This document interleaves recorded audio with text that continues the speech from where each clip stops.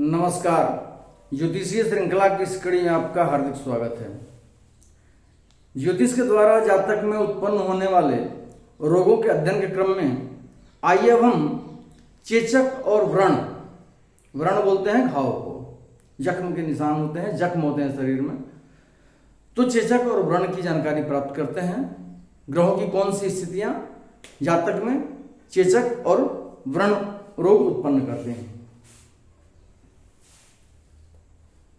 यदि मंगल लग्न में हो और उस पर शनि और सूर्य की दृष्टि हो तो जातक को चेचक होता है। मंगल लग्न में बैठा हो और उस लग्नस्थ मंगल पर सूर्य और शनि की दृष्टि पड़ रही हो। मान लेते हैं उदाहरण कुंडली में मंगल लग्न में बैठा हुआ है, सूर्य सप्तम भाव से मंगल को देख रहा है और शनि अपनी तृतीय दृष्टि एकादश भाव में बैठ करके मंगल पर डाल रहा है। तो ऐसी स्थिति में जातक को चेचक होने की संभावना होती है। जातक को चेचक रोग होता है। कुछ विद्वानों का मत है कि मंगल और शनि और चंद्रमा की दृष्टि, मंगल पर लग्नस्थ मंगल पर शनि और चंद्रमा की दृष्टि भी हो तो चेचक रोग होता है। अगला पॉइंट है, यदि सूर्य अथवा मंगल लग्न द्वितीय सप्तम अथवा अष्टम स्थान में हो और वैसे सूर्य अथवा मंगल पर मंगल अथवा सूर्य की दृष्टि हो तो ऐसे योग में जातक को अग्नि से भय होता है अथवा कोदवा होता है। कोदवा भी एक प्रकार का चेचक ही होता है। वो छोटा छोटा दाना उसमें होता है जिसको हम लोग हमारे यहाँ देहात में उसको धुज कोदवा बोलते हैं। तो उस तरह का चेचक होता है। अभी क्या है, सूत्र जो है कह रहा है कि सूर्य अथवा मंगल लग्न में द्वितीय में सप्तम में अथवा अष्टम में बैठा हुआ हो। सूर्य अथवा मंगल, या तो सूर्य बैठा हो लग्न में द्वितीय में सप्तम में या अष्टम में, या मंगल बैठा हो लग्न में द्वितीय सप्तम या अष्टम में। और उस पर यदि सूर्य बैठा हो तो उस पर मंगल की दृष्टि पड़ रही हो और यदि मंगल बैठा हो तो उस पर सूर्य की दृष्टि पड़ रही हो। इस सूत्र का मतलब यही है। थोड़ा सा पेचदार लग रहा है देखने में, लेकिन वास्तविक मतलब यही है कि यदि द्वितीय लग्न में द्वितीय में और सप्तम और अथवा अष्टम में यदि सूर्य बैठा हो और उस पर मंगल की दृष्टि पड़ रही हो, या लग्न में द्वितीय में सप्तम में या अष्टम में यदि मंगल बैठा हो और उस पर सूर्य की दृष्टि पड़ रही हो तो ऐसे योग में जातक को अग्नि से भय होता है और कोदवा होने की संभावना रहती है। चेचक जो छोटा वाला चेचक होता है वो होता है, स्मॉल पॉक्स इसको बोलते हैं। इसमें इस योग में सूर्य और मंगल, यदि सूर्य है तो उस पर मंगल की दृष्टि और यदि मंगल है तो उस पर सूर्य की दृष्टि का होना अनिवार्य है उक्त स्थानों में, लग्न में द्वितीय में सप्तम में या अष्टम में।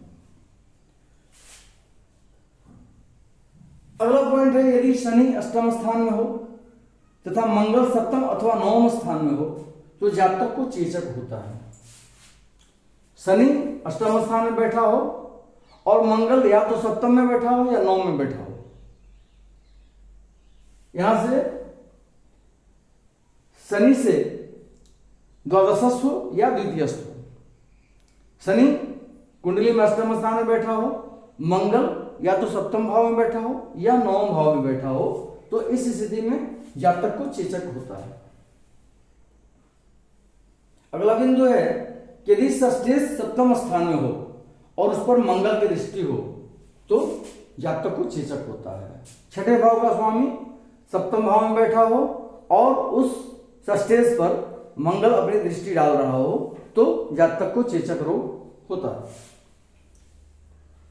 यदि लग्नेश और षष्ठेश एक साथ हो और उनके साथ मंगल भी हो तो जातक को रोग से अथवा मारपीट से भय होता है।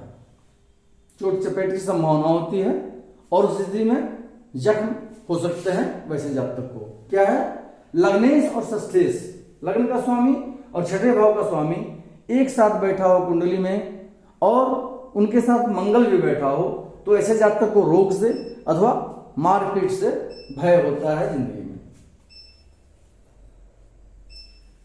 यदि मंगल अष्टम स्थान में हो और उस पर पापा ग्रह की दृष्टि पड़ रही हो तो जातक को व्रण होता है। मंगल अष्टम भाव में बैठा हुआ हो और उस पर पाप ग्रह की दृष्टि पड़ रही हो तो वैसे जातक को व्रण होता है, घाव होता है शरीर में। यदि केतु द्वितीय अथवा अष्टम भाव में हो तो जातक के शरीर में व्रण होता है। केतु या तो द्वितीय भाव में बैठा हो या अष्टम भाव में बैठा हो तो जातक के शरीर में व्रण होता है। स्वाभाविक है, केतु जब द्वितीय में बैठेगा तो राहु अष्टम में बैठेगा, और यदि केतु अष्टम में बैठेगा तो राहु द्वितीय भाव में बैठेगा। तो इस स्थिति में जातक को व्रण होता है, शरीर में घाव होता है। यदि षष्ठेश पापक ग्रह के साथ लग्न में या अष्टम स्थान में बैठा हो तो जातक के शरीर में व्रण होता है। छठे भाव का स्वामी यदि पापक ग्रह के साथ, छठे भाव का स्वामी किसी पापक ग्रह के साथ लग्न में बैठा हो या अष्टम भाव में बैठा हो तो जातक के शरीर में व्रण होता है, उसके शरीर में घाव होता है। अगला पॉइंट है, यदि षष्ठेश पापक ग्रह के साथ दसम स्थान में हो और उन पर शुभ ग्रह की दृष्टि नहीं हो तो व्रण के कारण शरीर में चिन्ह होता है। छठे भाव का स्वामी पापक ग्रह के साथ दसम भाव में बैठा हुआ हो और उस पर किसी भी शुभ ग्रह की दृष्टि नहीं पड़ रही हो तो जातक के शरीर में ऐसा घाव होता है जो अपना निशान छोड़ जाता है।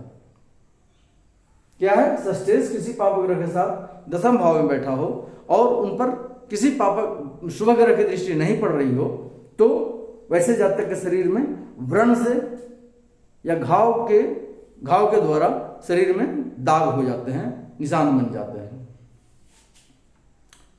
अगले वीडियो में हम चर्म रोग की बात करेंगे।